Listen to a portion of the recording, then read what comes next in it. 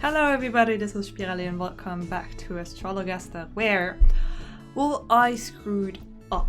I recorded a bunch of gameplay and then only later did I realize that I didn't record any of the sounds that are both in-game and out-of-game. So currently I'm trying to do a re-recording of this because you can only continue, you cannot load, there's no safe spots in between. So I have to redo it and I have to do the voices for the people. Mind you, I won't be singing, so that part unfortunately is a miss. And what you're seeing right now is me covering up my previous recording face. So, well, I hope this works because I'm not about to replay 4 or so hours of gameplay just to get to the same point, trying to do exactly the same thing as before. So let's get into it. Whew. Okay, the Irish idiot trunkyards. Okay, this note, we had that last time. Our hero Simon Forman, not a Catholic. And they sing it much nicer. He disapproves of Mayfair views. They make him sick. But pray he does not tell, lest she punch him in the fa-la-la-la-la-la. Fa-la-la-la-la-la. I think they returned the pack bit. Ah, God, this is so awkward. Good day, Mistress Payne. How may I help you this day? Blessed day, Doctor Forman. I'm just come from taking my niece to visit Rochester Cathedral. Thomas Black is the Cathedral Dean, I believe. Know you of Dean Black? I know something of him. Verily, that man is a model to us all. Under his stewardship, the cathedral's decadent furnishing has been stripped away. He has even replaced silver candlesticks with pewter. Such pious modesty in the sight of God. Has he indeed? How very interesting. And godly. But what is it that brings you this day? Before I begin upon my business, Dr. Forman, I must commend you for your correctly predicting the sinking of the Spanish Armada. Ah, yes. It was I who did predict the great storm that sunk the Spanish ships, was it not? I have often thought a careful study of coastal weather patterns may provide, and we must give thanks to God for the divine vengeance he brought upon the heretics. I did hear that by morning our beaches were verily littered with the corpses of Spanish sailors. Praise be to the Lord, his glory to behold. Yes, praise be. But all the same, you seem anxious this day, Mistress Payne. What is troubling you? Indeed, I am troubled, Dr. Forman. I fear the Queen's health. Everyone is saying that she is exceedingly old. She is soon to die. Oh yes, I quite understand your feelings, madam. How we love our good Queen Bessie, long may she reign. But will she? That is the question, is it not? For she cannot live forever, and when at last she does expire, we shall be stricken with such lamentation and grief. Mayhaps you, but not I. Elizabeth Tudor is not but a scripted war, but still a whore who presides over the Church of England and keeps Rome at bay. And without an heir who knows what manner of foreigner may succeed when she dies, for we know he may flood the land with foul potpourri. Foul potpourri? I take it you do not care for trite floral arrangements? But madam, surely fresh flowers are made customary at royal fête. Did you not hear me, Mr. Forman? I wish to know whether the English throne is safe from a Catholic successor. Oh yes, of course, then let us consult the stars. Is our Queen's long reign in danger of ending soon? And if so, do we risk a Catholic succeeding her to the throne? So I think at this point I figured out that when I predicted that the Queen's pregnant, that was quite literally impossible. The Queen is in love. And an unexpected pregnancy will bring new life to the Tudor royal line. Oh! I skimpered ahead of myself.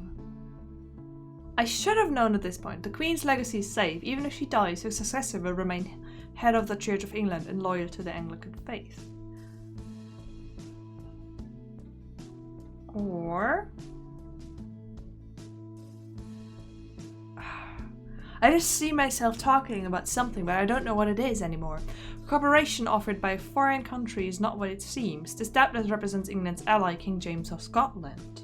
Bonds between nations will be creatively disrupted with violence, and austerity will be imposed as a result.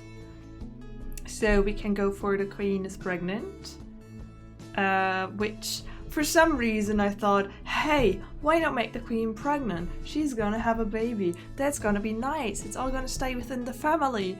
But, you know, she's old. I have good news for you, Mistress Payne. Though Queen be advanced in years, she has lately taken a secret lover. And well, it would now seem that she's with child. With child? At her age, Dr. Forman? Aye, praise be. It is a miracle. And the bastard child will be legitimized and named Elizabeth's heir. You may be assured, Mistress Payne, that an English Tudor prince will succeed to the throne upon our Queen's death. Locks a mercy! Were a babe to issue forth from such an elderly womb, it would be naught but the spawn of Satan, come to lead us all through the gates of hell. Verily I am surprised at you, Dr. Forman, to call such an unnatural doings miracles. May well be the practice of the Pope in Rome, but such hearsays have no place here in England. I bid you good day, sir. Yeah, so I didn't quite understand how old the Queen was at this point.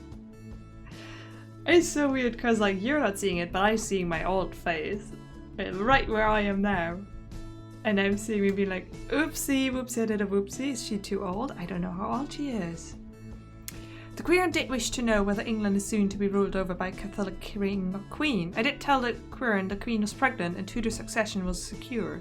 Methinks the Queen took my advice rather ill, for it is impossible or only the work of Satan. I must remember to pray for Dr. Forman's soul this evening before bed. Let's check out. We have received 4, and I think we shall be receiving a bunch more soon. Rejoice, rejoice in the Lamb.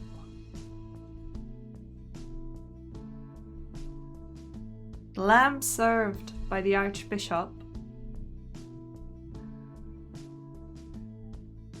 to his guests for dinner at his palace in Lambeth. Rejoice, rejoice in the lamb.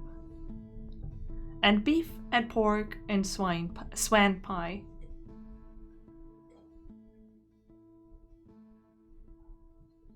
Yep, we are just celebrating a dinner. That is what we're doing. Good day and well met, Lord Archbishop. What a pleasure it is to welcome your grace once more to my humble consulting chambers. Do you ail of something, sir? Nah, I am in good health. I am come for information, or that is, I am come for an astrological reading concerning one of my deans, Thomas Black, the Dean of Rochester Cathedral. I hear you are acquainted with him, are you not? Yes, so please your grace.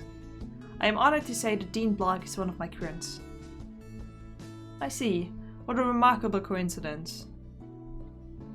Then you may know that Dean Black has been petitioning to me to promote him to the rank of bishop, specifically to grant him the vacant seat of the bishopric of Salisbury.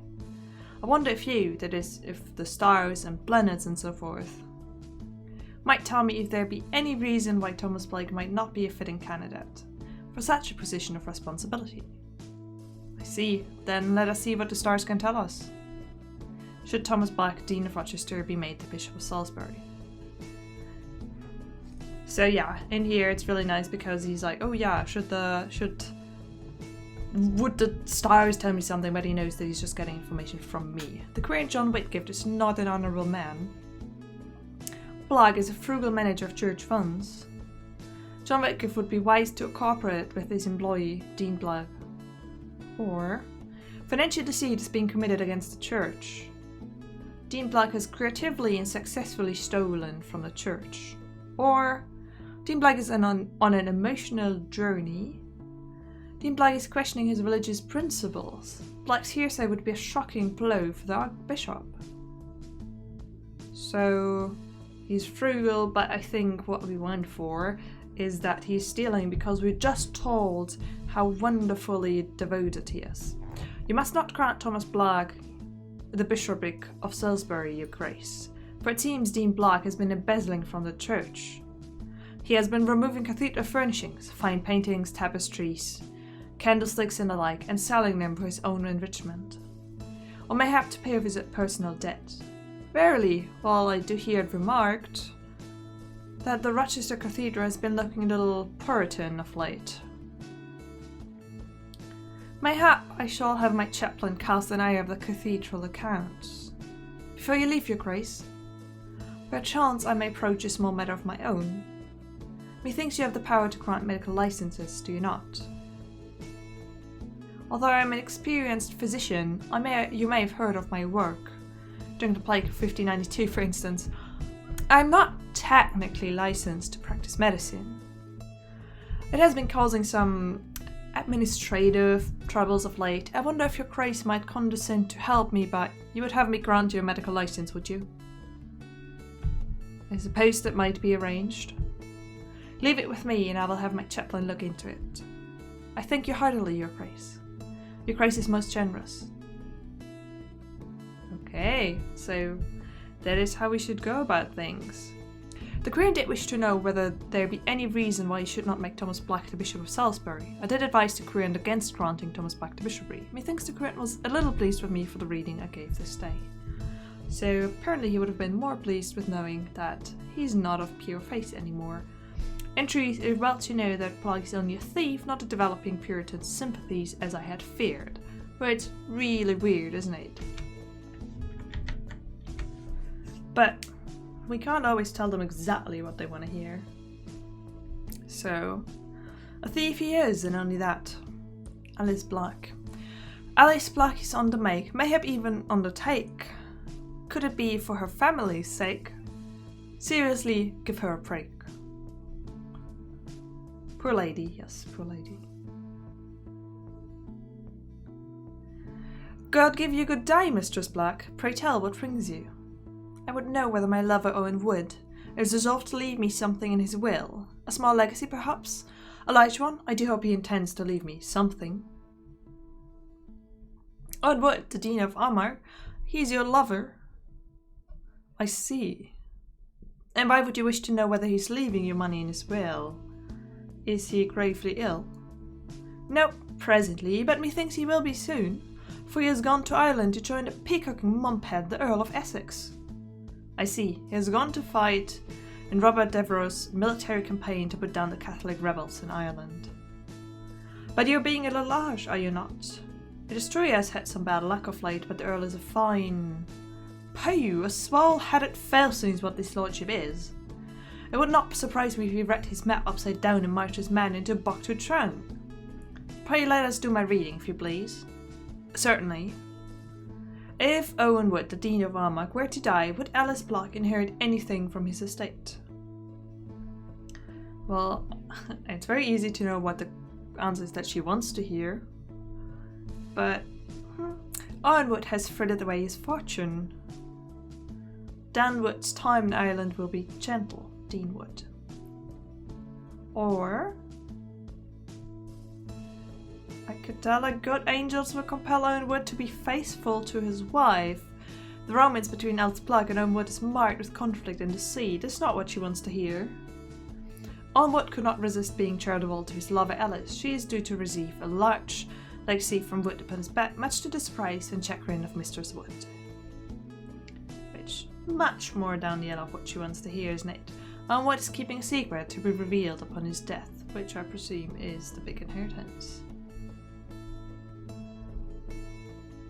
So, Alice Black really doesn't like me. So far, I've apparently done some mistakes. So like, does it really matter what I tell her? And also the question is, how long will it take for that to come true? If he dies and leaves her nothing and until there's gonna be a legacy, then she's not gonna be happy. But maybe it takes some time, and until then she's happy. You indeed mentioned in Dean Wood's will. Unbeknownst to his wife, he plans to leave you a portion of his fortune.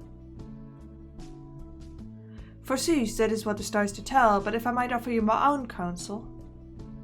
Oh, what an angel of a man! Did I know it, dearest Owen? I shall raise a toast to him at the quiet beer this evening. Whoop. The Queen did wish to know whether her lover owned wood the Dean of Armagh had included her in his will. I did advise the Queen that Owenwood had indeed included her in his will. Methinks the Queen was a little pleased with me for the reading I gave this day. She has gone back 3 more times, but I don't think we're gonna make it. This night I will sleep soundly, mayhap for the first time since I learned that Blake had ruined us. Yeah, because her husband gambled away all their money. Oh, there he is! Almighty God, shelter thy servant, Thomas Blake. Take him in thy merciful arms. And shake sense into him. I remember this one. Oh, it's so much better when sung, but I can't sing, sorry. Good dawning, Dean Black. How may I do you service this day? I hope you will do me service, Doctor Forman. For at my last consultation you served me very ill. Ah, indeed, your prediction that Raleigh and Essex would succeed in capturing those Spanish treasure ships did put me in a most lamentable position. I had my tailor finish me these fine new ropes, and I have not the money to pay him for it. Then I am heartily sorry for it, sir, though your new ropes are indeed very fine. Is that a different shade of black, or... And I know not how, but my wife Alice has lately learned of our perilous financial situation. Ah, has she? Aye. And she has had me petition the Archbishop for promotion. It is her reckoning that if I were promoted to bishop, the increased living would enable me to settle our debts. That would seem wise under the circumstances. And was your petition successful? It was, at last at first. Indeed, his grace did have me believe he's minded to make me Bishop of Salisbury. The bishopric of Salisbury? But that is excellent well, is it not? It would be very well, forsooth. But the many months have passed, and the Archbishop gives yet no sign of granting the vacant bishopric to anybody. I see. And does he not say when the matter might be decided? Nay, indeed he does not.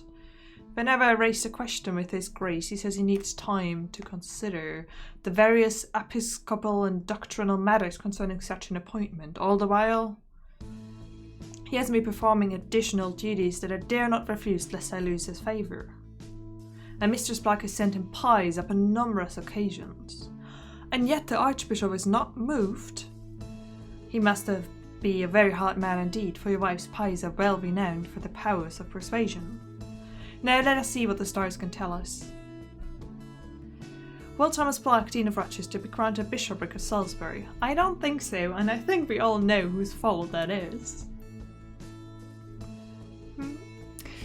What can you do? Black's relationship with the Archbishop will remain amicable. Black has demonstrated his godliness. Black's professional ambitions will be released if he exercises patience. Or deception concerning the theft of goods has been uncovered. God may help Black succeed by radically transforming the Archbishop's opinion of Black's intelligence. Thus, raised in Archbishop's esteem, Black will be granted the bishopric, which comes with a considerable increase in pay. I wonder whether I could have made that happen if I went about it differently with the Archbishop and just told him like he's a good guy, but then I wouldn't have the Archbishop favors. Black is wise to travel with his wife. Yeah, no. We know for a fact somehow that word got out about the theft of the church, so...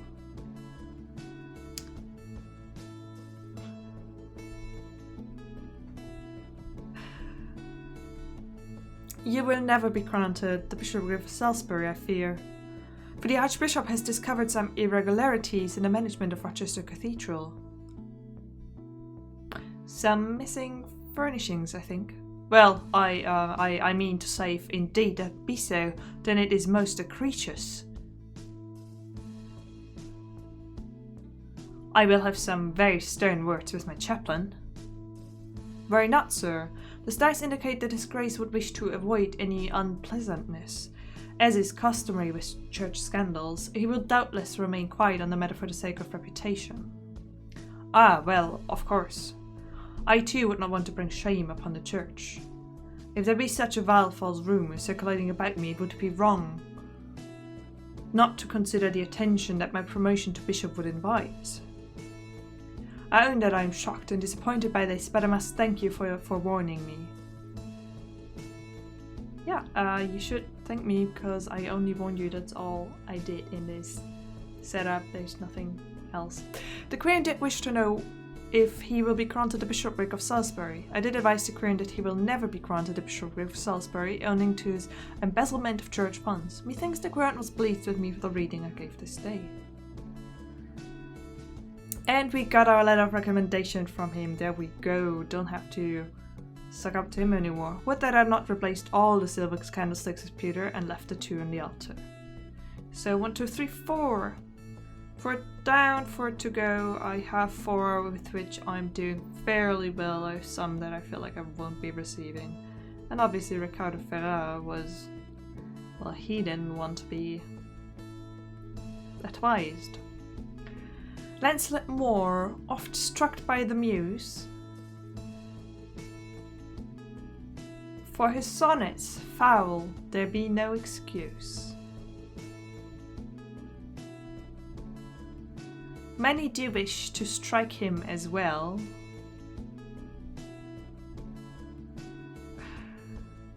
and for his words they damn him to hell. Well, that took quite a turn. Or not really a turn, it just escalated quickly. Good morrow. You returned from Italy, I see. Aye, and had the most enlightening experience. My tutors taught me all about those ancient Romans and what not. Indeed, it is a changed man you see before you now. A worldly man of culture and learning. Mayhaps you would benefit from taking a tour of Italy yourself, Forman. Alas, Mr. Moore, I must remain in London to take care for my querns. To wit, what brings you this day? Well, no sooner did I return to London than I did become acquainted with the most wondrous creature. A lady who has lately been widowed. Let me just take some notes here. Is this one dark or fair? Auburn with eyes of green, mayhap? I do not believe there has yet been an auburn-haired Fie, Mr. Forman, prithee show more respect for ladies than to view them as mere collections of physical charms. Beauty alone is of nothing to a man such as I. Nay, me heart does belong to a worldly woman of culture and learning, her head almost as striking as the soft hair and radiant eyes that adorn it. Indeed, her gift of understanding is so strong she can listen to my sonnets for hours on end. She can she? Forsooth, the lady does show great strength of mind indeed. And how may I advise you? I shall have you tell me whether I should marry her, for as you know I've offered my thrust to ladies in the past and it has not ended well for me. So this time I did tell myself, Lancelot, you will proceed with caution. You will know the lady for at least a month before you think of wedding her, and then you'll go directly to Forman for his counsel. Then let us consult the stars now. Should Lancelot Moore marry his wondrous and worldly widow? Well, he waited a whole month, like what more can you ask for? He has been patient. Okay, let's see. Moore is allowing his emotions to rule his finances, putting them at risk by acting impatiently. Deceitful hidden motives are at play. The match would provoke an unexpected death, resulting in an inheritance. It's not the lady who's gonna die. Or, the widow is an intelligent woman who aspires to greatness through her relationship. God favors the marriage, it will make man of Moore. The stars suggest I have cruel intention towards my querent, Lancelot Moore. So this I could do if I wanted to get rid of him. I would just marry him off to this lady who'd most probably come visit me, ask me about any ailments and what might trigger them and how she might get rid of him, and then I would not have to deal with him anymore. So this literally says this is how I can get rid of her. But no, I am going to warn him because I'm a decent person and good at reading the stars.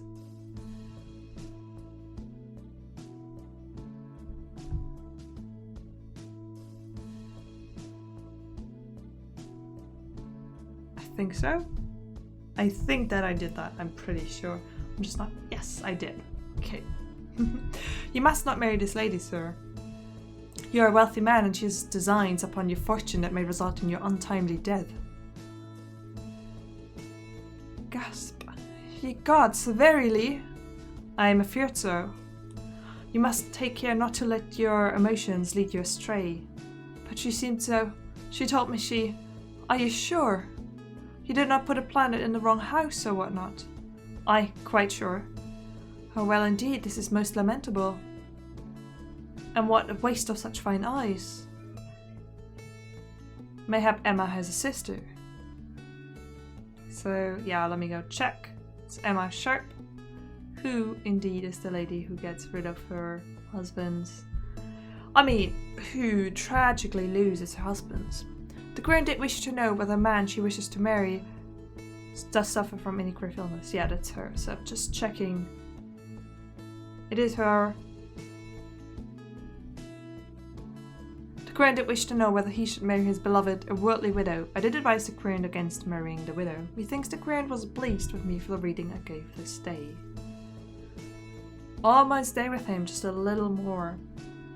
Oh, but you can see he was not around for number 4 because he was off in Italy, becoming a man of culture. I shall say I respect her too much to bind her within the shackles of a marriage. Mayhap then she'll let me lie with her. Which, you know, that's how you do it. So, let's see what else we got. Sybil is not blessed, for when she tries her best, it is then she does her worst. From being overdressed to poisoning her guests. Ambitions are her curse. I feel like one of those two is just like a mildly inconvenience, and the other one is like poisoning your guests. Like, being overdressed is okay. Good day, Mistress Fortescue. I do hope you may help me, Dr. Forman, for I'm mightily affected with fever and pain. Yes, I see your face is a trifle red in colour. When did your troubles begin? At a dinner party, perchance? Nay, it was at a luncheon, the one I gave this day. I thought to play a trick upon my friend Lady Emma Dyer, and I regard as punishing for me for my chappery. And what manner of shape did you play on your friend at this luncheon of yours? Pray describe the ruse to me. Well, I came upon the idea when I took the receipt of a trunk full of exotic gifts from the New World. Lovely gifts sent home to me by my gallant husband. You know of my husband, Captain Henry Fortescue? He's a great friend of Sir Raleigh, of course. I think you have mentioned him once or twice, madam. The trunk contained a parcel of dried fruits, full red in colour they were, and with them a note of warning. On it was written that these fruits, if not consumed in moderation, can provoke a hot, pricking fever when ingested. Ah yes, I read of this fruit in the writings of Spanish explorers. Capsicum ay caramba me quema is the botanical name. I'm well known for serving the most original dishes at my table. Hence my guests were not surprised when I invited them to try my exotic fruit. I served them each a sweet pie containing one of these capsicum. Ay caramba. But I made sure Emma received a pie containing the very largest fruit and I the very smallest one. I see you hope to occasion a fever in your friend while escaping the same fate yourself. And yet this ruse did not succeed, I take it. No, it did not, Dr. Forman. Most of my guests dared only take one bite of the pies before abandoning them, finding themselves unequal to the challenge, but Emma ate hers all up, as did I. I was sure I would be safe and that she would turn red and begin to perspire most shamefully. But she remained as cool as a cucumber. But you, madam? But I began to feel such pain in my mouth and throat. My face and eyes turned red. Moisture gathered on my brow and bosom, and damp marks appeared on my body. I could not conceal it from my guests. It was humiliating. How distressing for you, madam. Let us now seek a solution to the mystery in the stars. What might explain the queen's affliction? At luncheon I was stricken. Oh yes, that's what we just heard. The querent is experiencing a short-lived attack of lusty passion, a condition that can occasion bodily heat and blushing of the face. Or the querent has been bewitched, which no, the querent is suffering from kind of quinsy caused by an abundance of blood flowing to the head and throat. It can occasion swelling, fever, and redness in the face. So lusty passion. We're not gonna go for the witch one because I am not telling people that they're bewitched. There is no witchery, there's only reading the stars. Get over yourselves. So she was eating, I guess, a dried pepper of sorts, like spices. I don't know how the big and the small come into play, but yeah, this is about the throat, which was where she complained most about the eating. Also, like eating spicy food and then having a fit of lusty passion doesn't quite make sense to me, does it? So quinsy, whatever that is, because I have no idea what the word quinsy means. Go for that. One moment, Madame, while I consult that Spanish book I mentioned earlier, the one was accounting travels in the New World. Ah yes, that is interesting. What is interesting, Dr. Forman? The stars say you may have quinsy, and this book confirms my suspicion as to what provoked it. Madam, it is not the larger fruits that occasion pain when consumed. It is the small ones, such as the one you had baked into the pie for yourself. You mean to say the smaller fruits are more dangerous than the larger ones? How strange! Verily, how topsy-turvy! The pain will be gone by the morrow, but in the meantime you might find relief by washing your mouth out with wine. Burgundy wine, or will an ordinary claret suffice? Any wine will do, madam. Could give you a good evening, Mistress Forsku. Okay. Yeah. We did it. The querent did present with symptoms of fever and pain that began during a luncheon she hosted. I did diagnose quinsy provoked by the consumption of a small yet dangerous New World fruit. Methinks the querent was pleased with me for the reading I gave this day. Yeah, I'm not sure how exactly it works that the smaller fruits are the worst one. Because definitely like the pits are really spicy. Oh, we got a letter of recommendation. Doesn't matter, nothing matters anymore. At least with her, that is. I should not look to be seen drinking cheap claret before dinner. I think I'll have a cook open a bottle of Burgundy. You drink whatever you want, lady. I don't think anybody cares about it other than you. Well, I'm not entirely sure in that time what people cared about and what they didn't care about. And what it was like to be seen drinking the wrong bottle of wine for somebody with such exotic ingredients. So 1, 2, 3, 4, 5. I think we'll be good with Lancelot Moore, Robert Defro, John Whitgift. Emma Sharp has not been back in a while. Well, I just took away her option of marrying yet again another rich person. But yeah. I think this is it for now. So yeah, like I said, the next video will be like this, where I kind of just have to read it. Also, it's a lot of reading. It's quite difficult because there's no pause. There's like, usually a lot of it is voiced, but now just reading. So, but yeah, I shall learn from my mistakes. And next video gonna be like this, and the video after you'll be back to singing and hearing me comment stuff instead of reading it. But thank you so much for sticking through this with me. I was a tad bit nervous. I don't know why this made me so nervous, but I was. And it's over now. I can do the next one. Verily. See you.